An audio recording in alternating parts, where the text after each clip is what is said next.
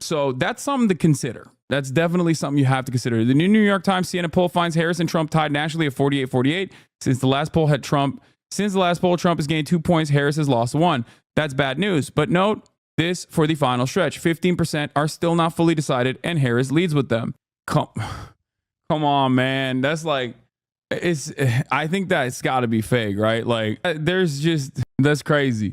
All right, WAPO, alongside with Los Angeles Times, has decided not to endorse a candidate. And by that, I mean they've decided not to endorse Kamala Harris. This is now the second major newspaper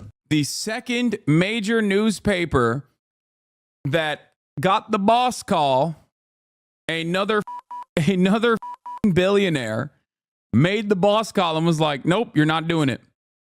An endorsement of Harris had been drafted by Post editorial page staffers, but had yet to be published, according to the two sources briefed on the sequence of events who spoke on the condition of anonymity because they were not authorized to speak publicly.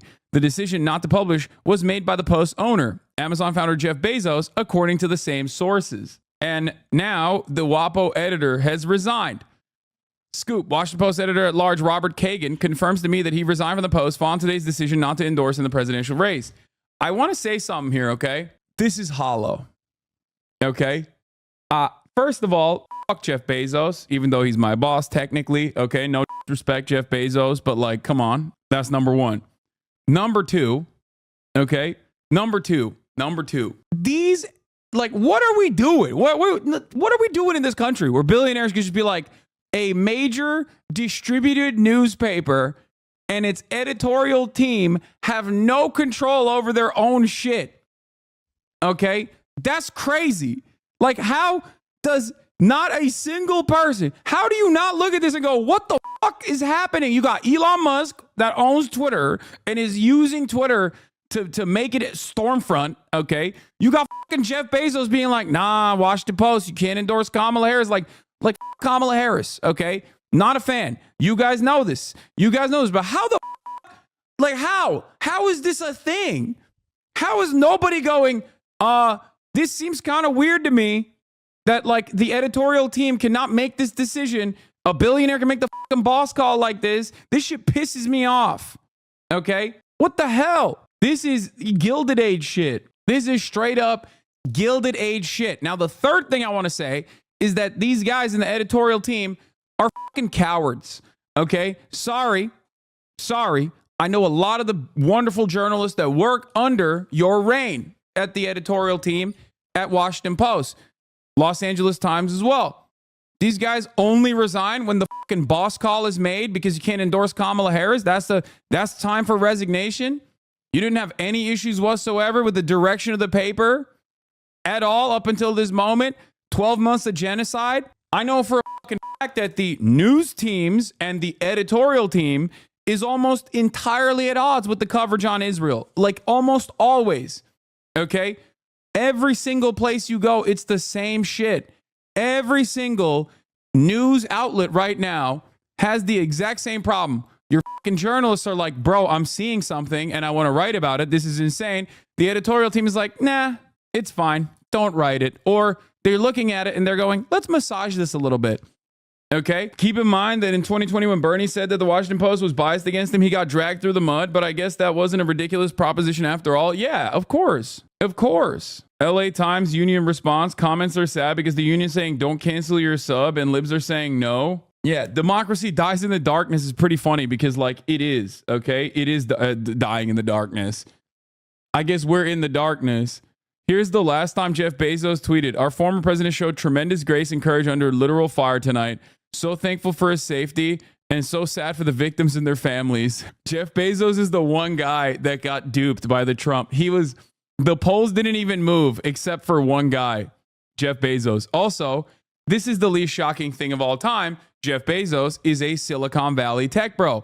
All of those Silicon Valley tech bros are so firmly committed to Donald Trump right now. When I tell you this, I'm telling you, dude, they are so far up Donald Trump's asshole that they're peeking out of his fucking mouth. They got E. coli from the goddamn McDonald's fries that Donald Trump was cooking up. Okay? They are Like this. They're firmly planted in his fucking butthole. They love his shit. They do. That's why Mark Zuckerberg, who got hit with the Dominican ray, was running around being like, yeah, actually, honestly, Donald Trump getting shot and then putting his fist up in the air. Badass. Pretty badass, dude. That raised fist was pretty badass. Like, shut the up. These guys are all charlatans. They've all been like Ayn Randian libertarian dipshits from the jump.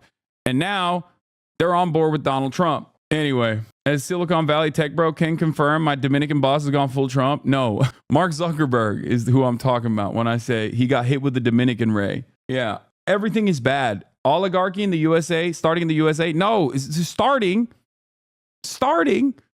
is here. It's been here, man. When was it not here? There has not been a moment where oligarchy wasn't here, okay? What do you mean starting? This is what I've been telling you for a long time. The issue is now it's getting to a level where it's like making people uncomfortable because people are recognizing it. Having said that, however, things are probably not going to change.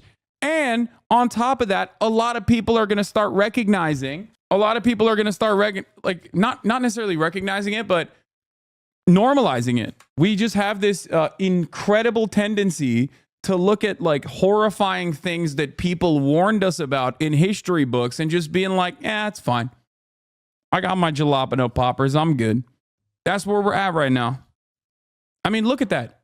Man-made horrors beyond human cognition every single day coming out of what Israel is doing in Gaza and Lebanon. People are just like, all right, I got used to it. It is what it is, okay? You got billionaires being like, making boss calls to fucking major newspapers being like, no endorsement for Kamala Harris, okay? Can't do it. You have no editorial control. Don't you forget who butters your bread, okay? Don't you forget it. WAPO Guild response, they said they had the article drafted. We are deeply concerned that the Washington Post, an American news institution in the nation's capital, would make the decision to no longer endorse presidential candidates, especially a mere 11 days ahead of an immensely consequential election. The role of an editorial board is just to do this, or is to do just this, to share opinions on the news, impacting our society, culture, and endorse candidates to help guide readers. The message from our chief executive, Will Lewis, not from the editorial board itself, makes us concerned that management interfered with the work of our members in editorial. According to our own reporters and guild members, an endorsement for Harris was already drafted, and the decision to not publish was made by the Post owner, Jeff Bezos. We are already seeing cancellations from once loyal readers. This decision undercuts the work of our members at a time when we should be building our readers' trust, not losing it. Yeah. Jeff Bezos actually made the boss call because he was like, I don't think you can endorse genocide. Okay. That's what he did. He made the boss call and was like, listen, I do not want you endorsing Kamala Harris because the current administration is doing it in Gaza. I am with Jeff Bezos. Like, I'm with us all the way. Jeff Bezos is a fucking PSL voter. He's in the tank. He's in the tank for PSL. Jeff Bezos would be like, I like Jill Stein, actually, because of her consistent support for the humanity of Palestinians. Yesterday, a liberal told me, I can see how you would think genocide comes with the package. I proceeded to tell her that genocide has been a part of the package since the beginning of capitalism. You think we'd learn by now? To which she just replied, that's just it. We can't learn. Shaking my head. It's not necessarily that we can't learn. It's just that, I don't know. The entire system is designed to get you to stop. The entire system is designed to get you to stop from thinking about these sorts of things. You'd go crazy, I think, if you were to constantly have to deal with like all of the awful shit that we do on a regular basis.